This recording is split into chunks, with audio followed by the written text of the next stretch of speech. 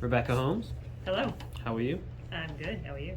Very well, thank you. Just wanted to ask you a few questions on your book. Sure, hit me with them. What's the name of it? It is called Beyond the Gloaming Pass, and it is the first book in the Equilibria series. How did you come up with that name? The Gloaming Pass is a location within the book.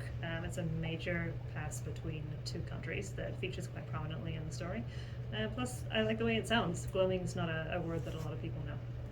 What inspired you to write this book? So I've always been a sucker for the classic fantasy narrative, stories of adventure and bravery against overwhelming odds.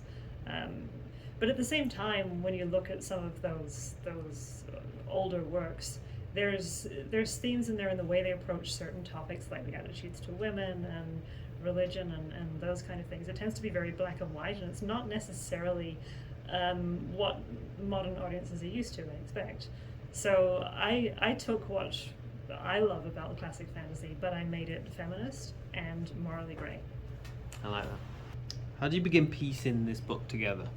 Oh, that was quite a process. It spanned about 11 years, actually, from the time when I first wrote the first few sentences to actually publishing it in June of this year.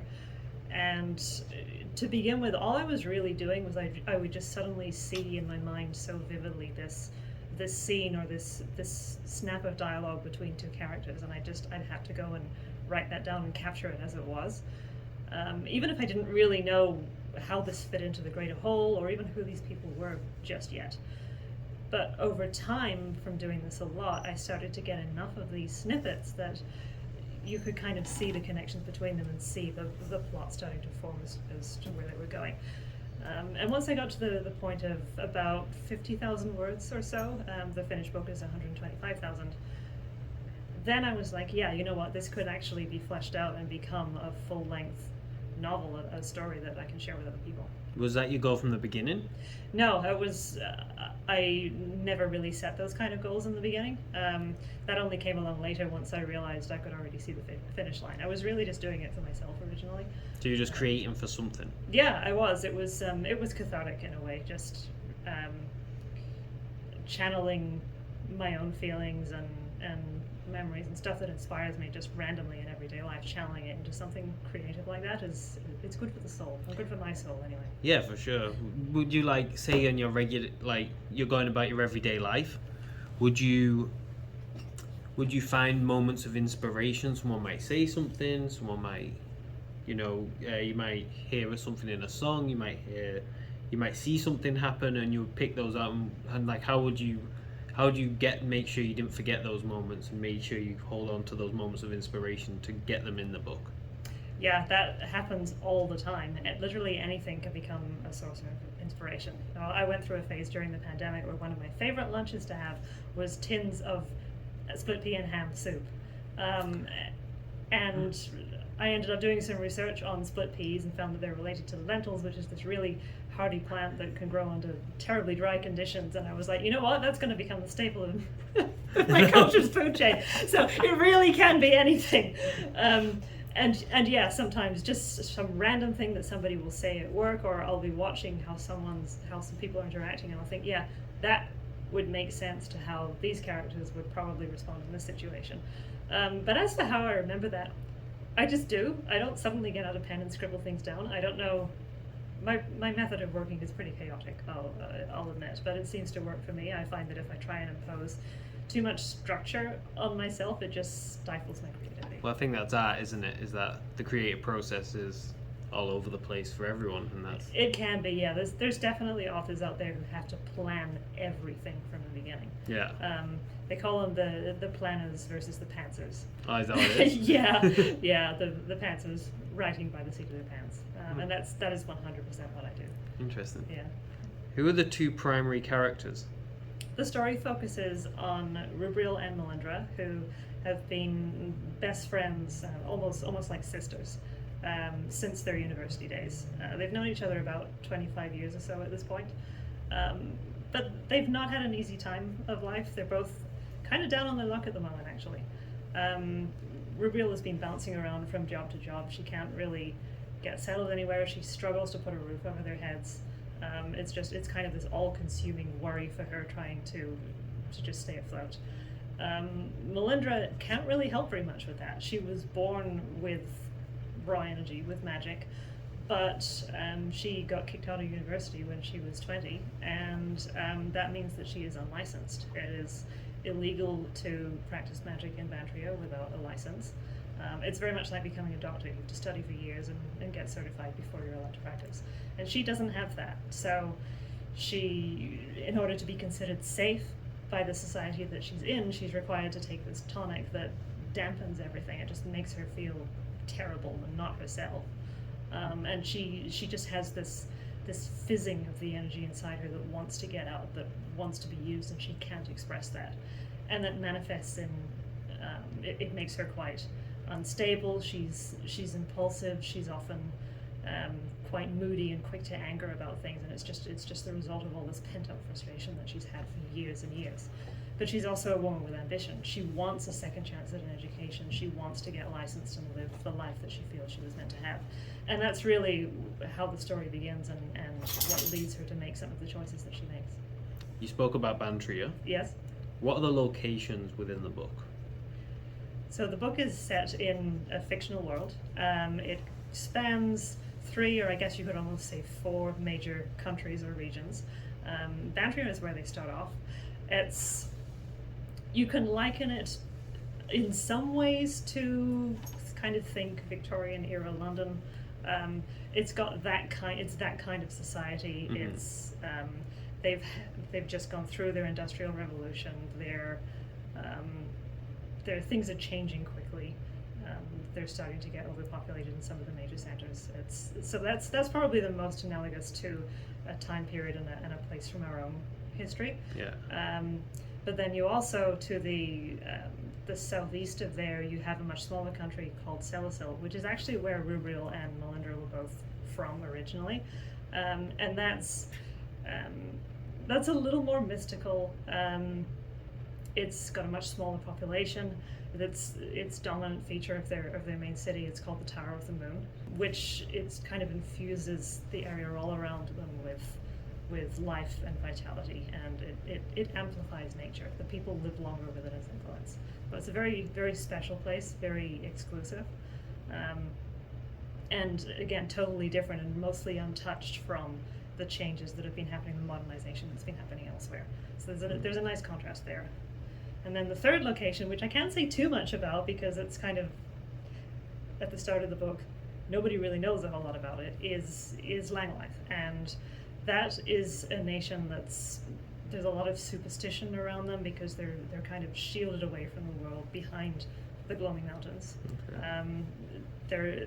The Gloaming Pass has only been opened in the last decade or so there's not really a whole lot of interaction happened between the two peoples yet. So there's presumptuous things and Absolutely. things you find out, things we'll have to read the book about, I suppose. For sure, yeah.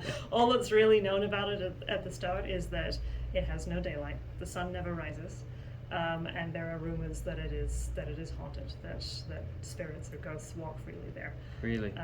And you can imagine what that kind of does to people's minds, especially when they're already a little bit predisposed to prejudice and fearing anything they don't understand or that's significantly different from what they know. Of course. So we spoke about the different regions. Mm-hmm. What's one of the main differences specific to one of the regions that differs from the others? Probably one of the biggest differences and one of the ones that was most interesting to explore is there is an entire culture, a thriving culture I might add, that has no currency. So there's a little bit of trading that goes on, but people don't amass wealth. They don't go out and buy stuff. It's all allocated. Everything is precisely measured and dished out to people according to the work that they do and what they need. So everything from housing to food to clothing, everything that a person requires to live, it's all produced in the exact amount that a region needs. It is sent to them. People go in with their allocation card and they collect what they're due for the week. It's totally different from anything that we really see on a grand scale in our world. And the characters in the book, when they go there, Is that culture shock for them? Is that It is an absolute culture shock for them. Yeah. Yeah. It's they're mind blown. Yeah. Yeah, mind blown, but also at the same time trying to pretend that they're not, because they need to. This culture is very suspicious of outsiders because they don't see them very often. So they have to try and blend in to ensure their safety and pretend that these things are normal that are just so outlandish to them. so they're winging it? They are totally winging it. Yes. Awesome. I'd imagine you love some of the characters and hate some of the characters you've wrote. Completely, yes. If you could choose one, apart from the two primary characters you have, which is one that you would really be fond of? That would be Sko. So he comes in relatively early on. It's like chapter 12 or 13. He saves Rubriel's life, actually, when she gets into some trouble. So he's actually from the Western continent, which doesn't really feature in the book at this point. We don't go there yet. But different culture again. He's much younger than the main two. He's only 22. But what I love about him is there's this sincerity to him. He's very honest, very loyal. There's an innocence about him in some ways, but at the same time he's also shows some wisdom and there's real honor about him as well. And he just makes for such a genuine, lovable character. He's also responsible for quite a bit of the comic relief without really intending to be. There's some fantastic banter between him and some of the other characters. Is there anything extra with him and any of the main characters? Does anything go on there? It's not as a feature of the book, no. It was important to me to really focus on the power of friendship in the story. However, there is a suggestion of what might have been at one point, so I'll just leave it at that. Oh, perfect. So this is the first installment of the Equilibria series. Yes, that's correct. When can we expect a second book? Well, I'm not going to commit to a date, but I can tell you that I'm about a third of a way through writing the sequel, which will be called Under an Emerald Sky, and I am targeting to have it in the hands of readers in, I'll tentatively say early 2025. Exciting. How's that? I'm happy with that. And what's the difference between writing your second book and your first book?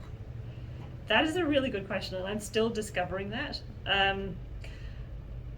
I think one of the challenges is that it's harder to follow the tried and true formula of plot and pacing when you've already established who the characters are. You're kind of midway through a conflict already. But you still need to have those highs and lows to make the story flow nicely. At the same time, it's also, you kind of get a bit of a break because you're assuming a lot about what the reader already knows from reading the first book, and so you don't have to world build quite so much in the beginning. And so there's some differences there for sure. It's also, and I think this is probably the hardest part about writing a sequel, is not only is it in the middle of a conflict, it's also still not going to fully resolve everything, because there's going to be a book 3, 4, 5 possibly after that. So it's really just, it's progressing from point B to C, but there's still a D and E. Yeah. So we're dipping our toes in. Exactly. Yeah. It's gonna advance the characters, advance the plot, obviously, but there's still a whole lot more to come, and there are some things that we've just barely even scratched the surface of at this point. So there's lots to discover, lots to find out. There is. Where is Beyond the Gloaming Pass available? It is available on Amazon and Kobo in ebook format. It is also available as paperback, as you see here. That is currently just from Amazon, but we might be seeing it creeping into a few smaller bookstores in the near future. So we're excited about that. I'm going to ask that question again. When was the last time you thought about submarines? Where is Beyond the Gloaming Pass available? You don't need to answer you because I already